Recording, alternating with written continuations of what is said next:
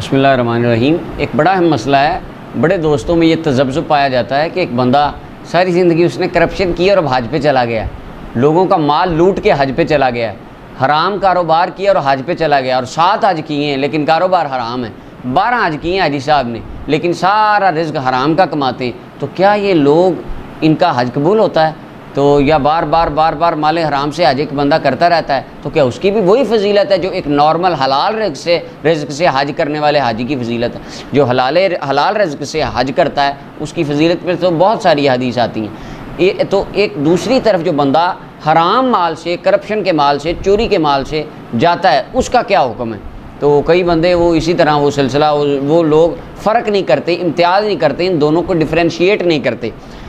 حرام مال سے حج کرنا یا کوئی نیکی کرنا، اس کے بارے میں میرے سامنے جامع ترمذی ہے، کتاب تفسیر القرآن کے اندر 2989 نمبر روایت ہے۔ نبی صلی اللہ علیہ وسلم فرماتے ہیں، حضرت ابو ہریرہ رضی اللہ عنہ راوی، نبی صلی اللہ علیہ وسلم نے فرمایا، لوگو ان اللہ طیب، اللہ تعالیٰ پاکیزہ ہے، ولا يقبل الا طیبا، اور اللہ تعالیٰ پاکیزہ چیز کو قبول فرماتا ہے۔ وان اللہ امر المؤمنین بما امر به المرسلین، اللہ تعالیٰ نے مومنوں کو وہ حکم دیا جو رسولوں کو دیا، کیا؟ یا ایھا الرسول کلوا من الطیبات واعملوا صالحا، اے رسولو پاکیزہ عمل سے کھاؤ اور پاکیزہ کام سکھاؤ، اور مومنوں کو بھی اللہ تعالیٰ نے ارشاد فرمایا، یا ایھا الذین آمنوا کلوا من طیبات ما رزقناکم، پاکیزہ چیز کھاؤ، یعنی رزق حلال، رزق طیب، رزق پاکیزہ کی بات ہو رہی۔ اور پھر حضرت ابو ہریرہ فرماتے ہیں، وذکر الرجل یطیل السفر، نبی صلی اللہ علیہ وسلم نے اس بندے کا ذکر کیا بڑے لمبے سفر کرتا ہے، لمبا سفر کرتا ہے، اس میں اس کو تھکاوٹ ہوتی ہے، حالات پر گندہ ہوتے ہیں، طبیعت ناساز ہوتی ہے، اور وہ جا کے کیا کرتا ہے؟ یعنی مراد یہ، اور اس کی شرح میں ملا علی قاری مرقات میں فرماتے ہیں اشارہ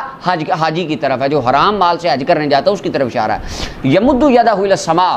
آسمان کی طرف وہ ہاتھ بلند کر لیتا ہے اور کہتا ہے یا ربی یا ربی، اللہ تعالیٰ کو پکارتا ہے۔ وَمَطْعَمُهُ حرام، نبی صلی اللہ علیہ وسلم فرماتے ہیں اس کا کھانا، اس کا رزق حرام ہے، مشربہ حرام، پینا حرام ہے، ملبسہ لباس حرام ہے، غذی بالحرام، اندر غذا حرام ہے۔ آقا کریم علیہ السلام فرماتے ہیں فَأَنَّا يُسْتَجَابُ لِذَلِكَ، کہاں سے اس کی یہ باتیں قبول ہوں گی، اس کی صدائیں اللہ کیسے سنے گا جو حرام مال کے ساتھ اللہ کی بارگاہ میں چلا گیا؟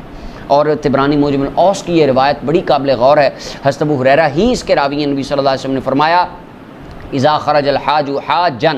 بنفقۃ طیبہ، یہ لفظ قابل غور ہے، جب حاجی حج کرنے جاتا ہے پاکیزہ کمائی کے ساتھ، حلال کا رزق جو اس نے جوڑا ہے،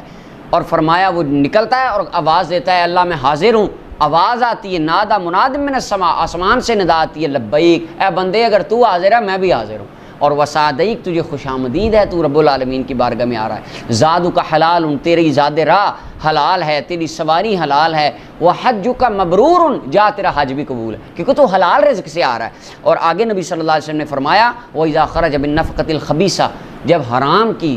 بری کمائی کے ساتھ بندہ اللہ تعالیٰ کی بارگاہ میں چلا جاتا ہے تو اب بندہ کہتا ہے لبیک، آواز آتی ہے لا لبیک ولا سعدیک، تیری کوئی حاضری قبول نہیں ہے، تجھے کوئی ویلکم نہیں ہے، زادک حرام ونفقتک حرام، تیری زاد راہ حرام ہے، تیرا مال لوٹا ہوا حرام ہے، اور تیرا حج معذور، یہ تجھ پر الٹا گناہ کا باعث اور تجھ پر الٹا بوجھ ہے، تیرا حج الٹا تجھ پر بوجھ ہے، اس کا تجھے کوئی ثواب نہیں ہوگا۔ امام طبرانی نے اسے روایت کیا۔ تو کوئی بھی عمل ہے اس کے لیے پاکیزگی شرط ہے، کیونکہ فرمایا اللہ پاکیزہ ہے اور اللہ تعالیٰ پاکیزہ چیز کو قبول فرماتا ہے۔ نارمل آپ دیکھیں، آپ کسی کے پاس جائیں تو آپ برے پھل لے جائیں،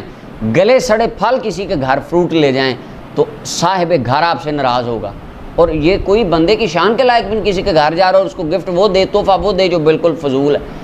اور آج دیکھیں ہم عام انسانوں کے ساتھ بلا تشبیہ و بلا تمثیل، ہم عام انسانوں کے ساتھ رویہ جو رکھتے ہیں اس کے اندر ان چیزوں کا خیال رکھتے ہیں، تو اللہ تعالیٰ کی بارگاہ میں ایک بندہ اس حال میں چلا جائے، حرام مال کمائے اور اللہ تعالیٰ کی بارگاہ میں چلا گیا اور یہ الزام رکھے کہ میں بس معاف کرا دی ہوں، مخلوق خدا پر ظلم کرے، کرپشن کرے، دھوکہ دہی کرے، اور سال بعد وہ حج پہ چلا جائے اور وہ یہ سمجھے کہ بس میں وہ سارے کلیئر ہو گیا سلسلہ، تو یہ بات نہیں ہے۔ عبادت کے لیے حلال ہونا شرط ہے۔ اللہ تعالیٰ ہمیں رزق طیب اور رزق حلال کی توفیق بخشے۔